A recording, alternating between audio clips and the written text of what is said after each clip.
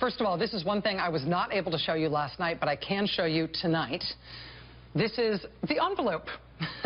This is the envelope the tax return arrived in. So wait, you're telling me the tax returns came in an envelope? Tell me more about these magical things you call an envelope.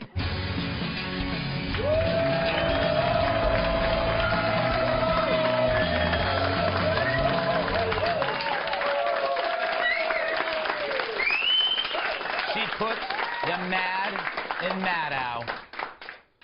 It's been a little bit of a hullabaloo around here this evening. I apologize for being a little flustered. People literally were tweeting at me, "Shut up, get to Rachel." You may have heard, we've got some significant breaking news tonight.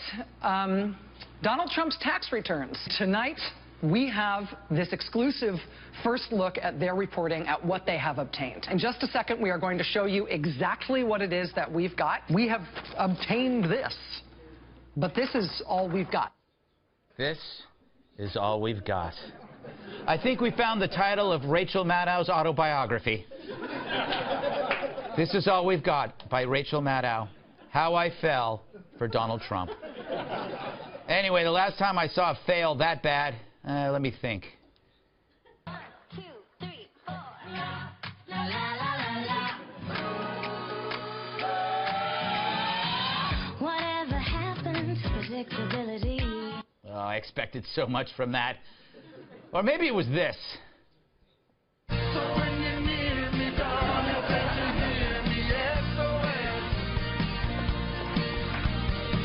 Yeah. Or maybe it was this. Now, having said all this, why aren't I 50 points ahead, you might ask? No, it was that bad. Talk about a stunt blowing up in your face. Even Geraldo was like, whoa, glad I'm not her. Right now, he's thanking God for Rachel Maddow. No more drunks shouting Al Capone's vault at him when he's on his yacht. It's now Rachel's returns. Her segment reminded me of those YouTube pranksters. You know, all this build-up before the trick goes really bad.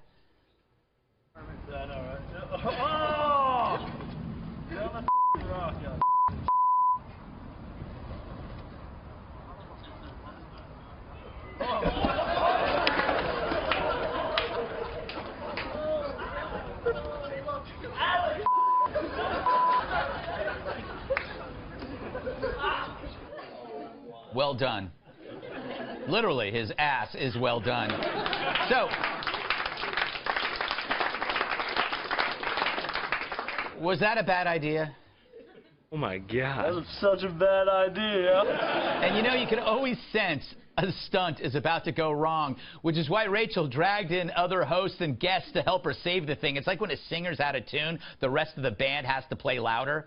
Now she claims it's the viewer's fault for expecting so much from so little.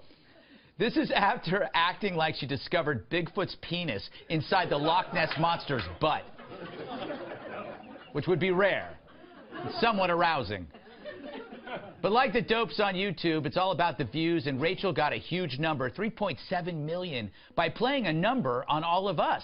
While we may be on the verge of war with North Korea, we sat transfixed over tax returns. She trolled us for money. She's more of a capitalist than Lou Dobbs. Anyway, it's refreshing not to be on the crazy side of things for once. Remember when President Obama used to drive right-wingers crazy? Let's say Bill is the average American here, and I'm President Obama. This is the way I feel. I feel like President Obama is just saying, you know what?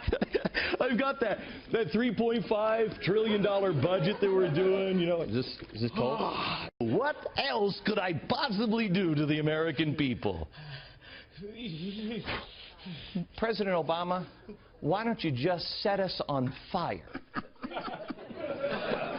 Oh, those were good times. Now the clown shoe is on the other foot. Donald Trump's like a prankster pulling out the wires from the back of the Rachel robot. She ends up waving her arms and legs and freaking out like her butt's on fire. Now I know Donald Trump isn't perfect, but the people who hate him don't like you or me much either, and it becomes more true every day. You got to wonder, why is it so hard for the left to lose? Is it the consequences of delayed adulthood or the coddling of a culture? A political defeat has turned actual adults into bedwetting blobs of protoplasm who'd sacrifice security rather than agree with Trump on anything. Take the travel ban. You could water that thing down so only redheads from the villages are banned, and they'd still scream Islamophobia.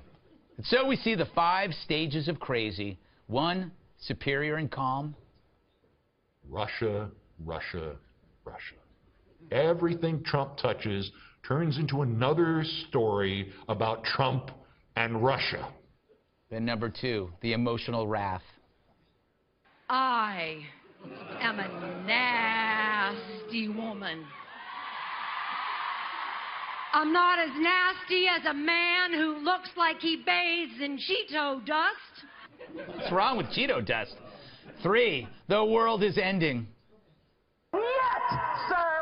Niet! Niet! Niet! No, we won't! We've seen what you have done, sir! I'm glad she brought the sign. 4, losing your mind.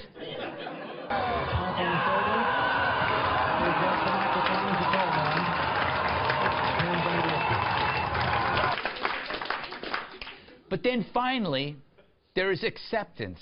Join us. We're having a good time.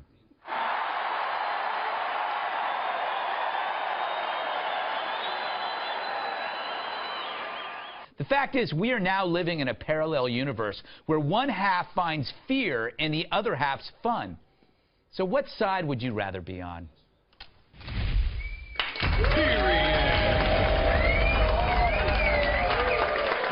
Yes.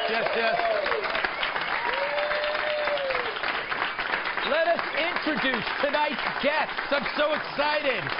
He is so cool. He is so cool. The Fonz has a poster of him on his wall. World-class bodybuilder, parasailing extraordinaire. It's Lou Dobbs, host of Lou Dobbs Tonight on the Fox Business Network.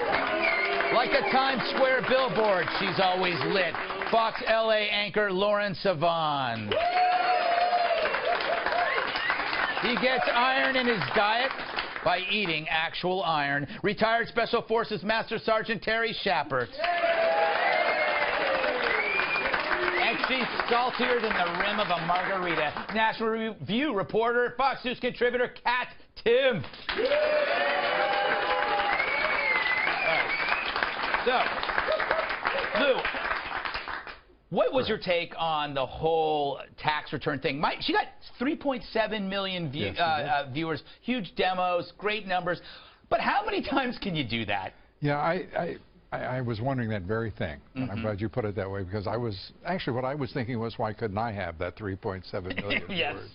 But at that expense, to actually have Stephen Colbert go after you, I mean, the left turned on her so quickly. I mean, I was astonished that they showed such an unfettered desire to cannibalize their own. And at the same time, I was absolutely sure they had done the right thing. Yes, it was so much fun. And I love the word unfettered. I don't even know what it means half the time, Lauren, but that's what I like. I like all of my things to be unfettered, including you. What was your take on the event of the week, I would think? This is the event of the week. It is the event of the week. Yes. I think that we don't like being duped. We don't like being lured into, you know, the champagne room only to be swindled. And we definitely don't like being duped by, you know, like a highly caffeinated CPR dummy. Yes. She's so wound up. And so she's really selling it, and yet, you know, the product doesn't deliver. No, it didn't. And I have been duped in the champagne room, you know. I know you know the feeling. I know. Well, that Tyrone. Those were not real abs. Hey, Terry. Good to see you, as always. Good to see you. The great thing about this is I don't think there's going to be... I'm just happy for Geraldo. Because now he's free. All the heat's off of him. He's free from the vault. Yeah. And I don't think there was never an Al Capone's vault 2. So I don't think she can do this again. No, you're right. By the way, I think you actually enjoy being fettered. Okay. That's really what it is. Yes. A. 2, I looked at the wrong camera. And 3, I think, as the Joker has been said, you know, sometimes someone just likes to watch the world burn. I have to admit now, I'm one of those dudes. I have had such a good time watching these guys just melt. I mean, it was awesome on election night. When Trump was winning, you could just see that, and you can see it now. It's going to continue like this. I mean, I wish Donald Trump would be a little more difficult to attack. He could make himself a little less. Make himself a smaller target. Make himself, as use military vernacular. Yes, thank you. Well done, sir. You and I, we speak the same language. I was born a small target. Yeah. I would have been great if I chose to fight. Yes. But I didn't because I'm a conscientious coward. You know what, Greg? I think you're being hard on yourself. I disagree. Oh, well, thank you. I think it's very brave to do this show the way you do it. Thank you. Yeah.